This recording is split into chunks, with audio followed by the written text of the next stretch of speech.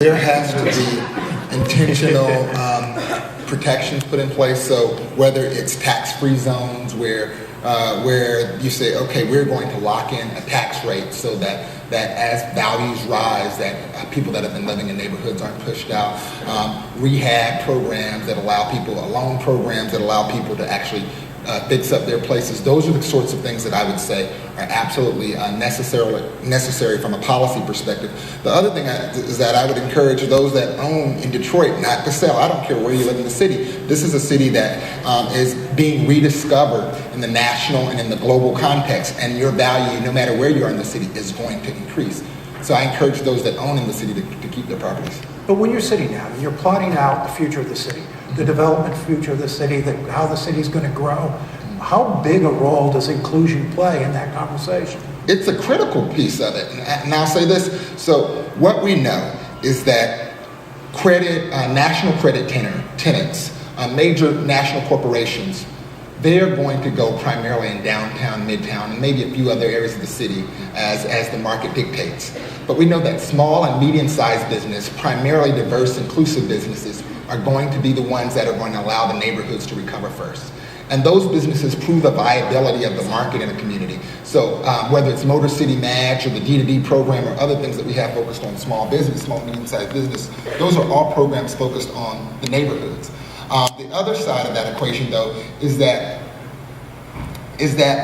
the market, as a place becomes more attractive, prices go up. And this is what I was going to ask Rashid. Rashid, if I could play devil's advocate for a second.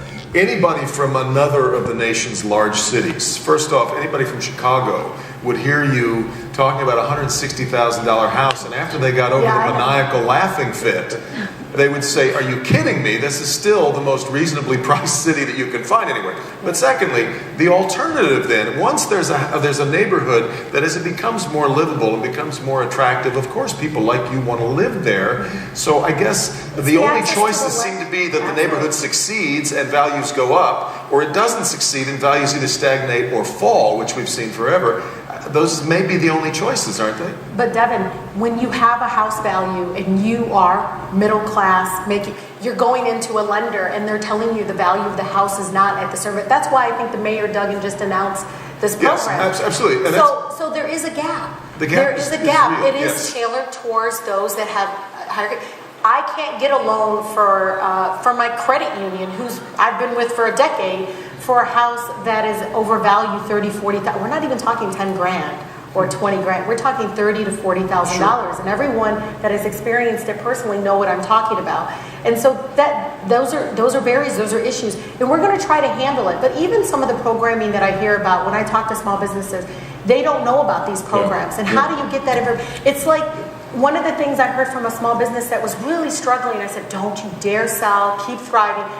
And I said, did you call the EGC? Did you call, it's all about who you know. And this dynamic that's happening in Detroit and Ken, you're smiling, but it's true. It's the relationships and who knows who. And not that, again, Nolan, and it's not intentional, but that's how the system is going. We're not doing a better job. We're not going fast enough, to catch up with the fact that we don't have these kinds of programs in place. Roger. I mean, this is a fascinating conversation. It is. I mean, Detroit to me is the last major undeveloped city in the country. If you look at it, you could come to Detroit. It's a paintbrush. You could do anything you want. Nobody will stop you if you're doing it legally. But for me to speak on this I've lived all over this country because of my career. I've lived in DC. So I've seen gentrification happen firsthand. I remember the first week I was at DC, I transferred to Howard University. I went to a Popeye's Chicken on the corner where it was a guy shooting heroin inside the Popeye's Chicken. 5 years later, it's like a $3 million development condo right there in the middle of the neighborhood of DC.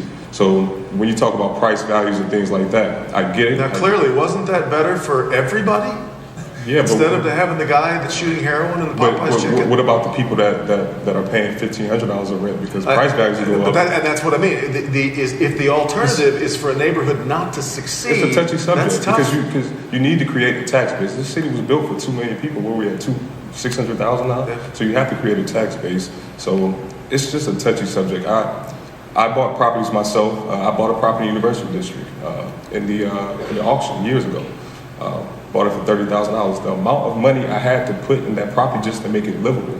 Not that the everyday person doesn't have that money, so there's a gap there, like Rashida said. You can't just walk into the bank and say, I bought this property for $30,000, only appraised it at $75,000. Yeah. Once I put $150,000, I may be able to get it appraised at $300,000. The bank doesn't want to hear maybes. So how do we close this gap? How do we bridge this gap? So you're out there helping rehab and restore a neighborhood far from downtown. Oh yeah. So what's going on out in that 7 Mile, Livernois area? I mean, it's a lot going on. I've been, just when I first got in the NFL, I just always wanted to do something in Detroit. You know, guys were always coming back doing football camps and things of that nature. It was under my passion. So I started identifying neighborhoods back in 2005. The University District, the 7 Mile, in the Livernois area. It's a great corridor. You have some of the most affluent people in the city living in this area. And it's so underserved. So back in 2005, when the market crashed, had a lot of properties available. So be able to get those properties and be able to rehab them and hold on to them, I've been able to do that because I've made a fortune playing football, but the average person can't do it. So, like I said, I don't know how we bridge the gap, especially for somebody who just wants to have a nice home. Everybody wants the same things. So when we hear the new Detroit, I get so tired of hearing that. Everybody wants the same thing. We want a nice home, nice schools, safe environment. Everybody wants the same thing. I think that's